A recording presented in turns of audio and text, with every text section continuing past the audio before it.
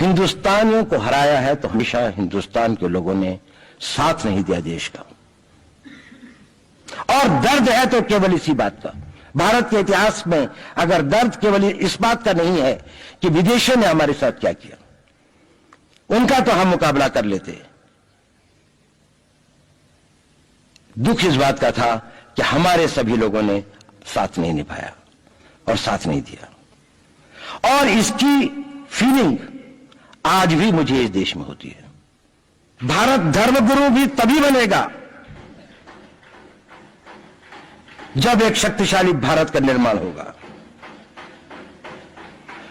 जिन लोगों ने भारत के ऊपर आक्रमण किया, भारत के ऊपर राज किया, इस प्रकार से राज किया कि राज करते वक्त, जाते वक्त अपने गुलामों से कह दिया कि तुम राज कर लो, हम तो जा रहे हैं। लोग आते हैं तो सुप्रीम कोर्ट भी ये वो करता है कि जिन लोगों ने जो इसके लिए जिम्मेदार हैं, उन्होंने जो काम किया है वो भारत के ऊपर आक्रमण के बराबर काम किया है। और वही सरकार उस सुप्रीम कोर्ट के 25 जुलाई 2005 के निर्णय के 3 दिन के अंदर में एक नया अध्यादेश जारी करके उन सारे के सारे कानूनों को फॉरेनर्स एक्ट के अंदर में इनकॉर्पोरेट कर लेती है, क्योंकि इतिहास दुनिया की सबसे बड़ी अदालत है। इससे बड़ी अदालत कोई नहीं है। सुप्रीम कोर्ट में क्या हुआ, हाई कोर्ट में क्या हुआ, लड़ाई के मैदान में क्या हुआ, इलेक्शंस में क्या हुआ, ये सब बातें आती हैं, चली जाती हैं, बाद में रह जाता है केवल इतिहास। और इतिहास का निर्णय हमेशा उसके पक्ष में गया है जो शक्तिशाली था। इसने कभी उसका साथ नहीं दिया जो न्याय के साथ था, जो सही था। अगर ऐसा होता तो दिल्ली में बाबर रोड होती है, बाबर रोड है लेकिन राणा सांगा रोड नहीं है, क्योंकि बाबर आया, विजयी हुआ, राणा सांगा हार गया। भारत की हिंदूशाही किंगडम अफगानिस्तान से होती सिकुड़ती सिकुड़ती सिकुड़ती यहां तक नहीं आ जाती। हमने किसी पर आक्रमण नहीं किया, हमने किसी के जीवन मूल्यों को नष्ट नहीं किया, हमने किसी के धर्म ग्रंथों को और धर्म स्थानों को नष्ट नहीं किया। शायद हम न्याय संगत थे, शायद सत्य भी हमारे पक्ष में था, लेकिन शक्ति हमारे साथ नहीं थी। इसलिए इतिहास ने हमें उसकी सजा दी।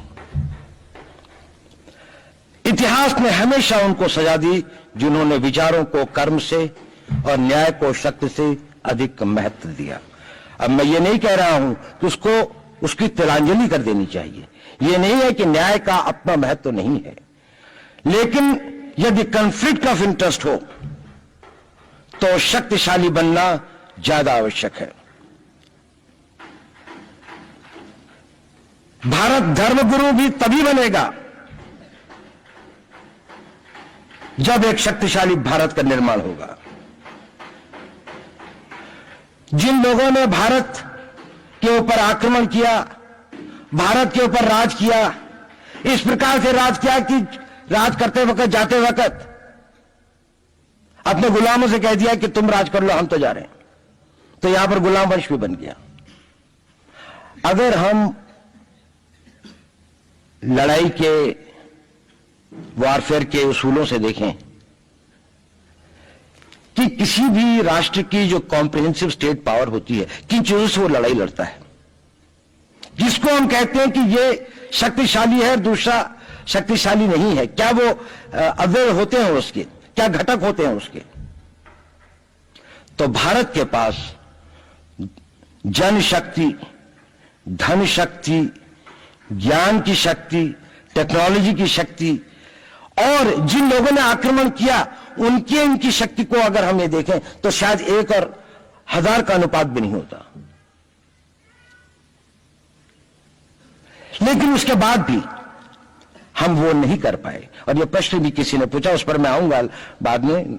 निवेदिता जी ने उसका बहुत अधिक उत्तर दिया, बहुत अच्छा उत्तर दिया था कि क्या कारण है, किसके कारण भी हम लोग इस लड़ाई में इतिहास ने हमारा साथ या हमारे पक्ष में न्याय नहीं दिया। क्या कारण है कि कश्मीर में हम लड़ रहे हैं, जिन्होंने हमारे ऊपर आक्रमण हो रहा है, हमारे ऊपर बाहर से लोग आकर वायलेशन हमारे बॉर्डर का करते हैं, इन्फिल्ट्रेटर्स हमारे यहां आते हैं, जबकि पूरा का पूरा कश्मीर भारत का भाग है, अभिन्न भाग है। कानून के अनुसार वहां के राजा ने यह हस्ताक्षर किए, हमें दिया। क्या कारण है कि करोड़ों की संख्या में बांग्लादेश से लोग भारत में आते हैं, हम बाड़ लगाते हैं, वो लोग वहां से मना करते हैं कि आप हमारे आदमियों को आने दीजिए, और हम कुछ नहीं कर पाते। और भारत में 2 करोड़ नागरिक रहते हैं, हम हर एयरपोर्ट के ऊपर में इमिग्रेशन की चेक पोस्ट लगाते हैं कि कहीं पर कोई एक आदमी बिना पासपोर्ट के या बिना वीजा के भारत में प्रवेश न कर जाए। यहां पर लाखों की संख्या में, करोड़ों की संख्या में लोग आते हैं। सुप्रीम कोर्ट भी ये वो करता है कि जिन लोगों ने जो इसके लिए जिम्मेदार है, उन्होंने जो काम किया है वो भारत के ऊपर आक्रमण के बराबर काम किया है। और वही सरकार उस सुप्रीम कोर्ट के 25 जुलाई 2005 के निर्णय के 3 दिन के अंदर में एक नया अध्यादेश जारी करके उन सारे के सारे कानूनों को फॉरेनर्स एक्ट के अंदर में इनकॉर्पोरेट कर लेती है, क्योंकि जो वो IMDT एक्ट था उसको सुप्रीम कोर्ट ने नल एंड वॉइड कर दिया। ये सब बातें हमें सोचने और समझने की आवश्यकता है। एक कारण, मैं ज्यादा चीजों में नहीं जाना चाहता, इतना समय भी नहीं होगा, कि भारत विदेशों से इतना नहीं हारा। अंग्रेजों ने भारत के खिलाफ कोई लड़ाई ऐसी नहीं जीती जिसमें कि अंग्रेजों की फौज में भारतीय सिपाही नहीं थे। चाहे वह पहले बंगाल नेटिव आर्मी थी, 1857 के अंदर में सिखों और गुरखास ने उनका साथ दिया। जब सिखों से लड़ाई हो रही थी तो बाकी लोगों ने उनका साथ दिया। हमेशा नेटिव आर्मी उनके साथ थी। जब जब आक्रमण वेस्ट से हुआ, चाहे वो पार्थिव थे, चाहे हून थे, चाहे मंगोल आए, बाद में मुगल आए, तो लश्कर कहां बने? वो तो थोड़े से लोग आए थे। लश्कर बने काबुल में, जिस वक्त तो इस्लामाइज भी नहीं हुआ था, लाहौर में, सरहंद में। हिंदुस्तानियों को हराया है तो हमेशा हिंदुस्तान के लोगों ने साथ नहीं दिया देश का। और दर्द है तो केवल इसी बात का।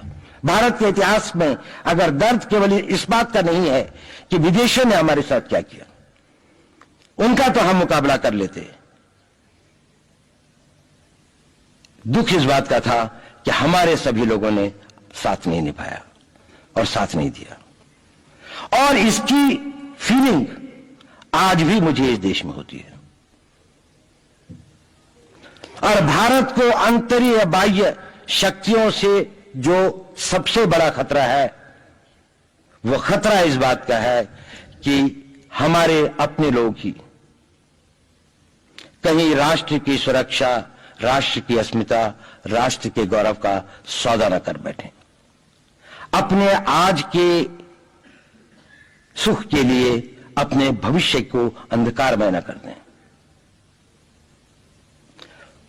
और इसके लिए जो जागरूकता चाहिए, इसके लिए जो ताकत पैदा करनी है, वो ताकत केवल समाज के अंदर भी पैदा की जा सकती है। उसको केवल आप लोग कर सकते हैं। वो केवल आज की युवा शक्ति ही कर सकती है।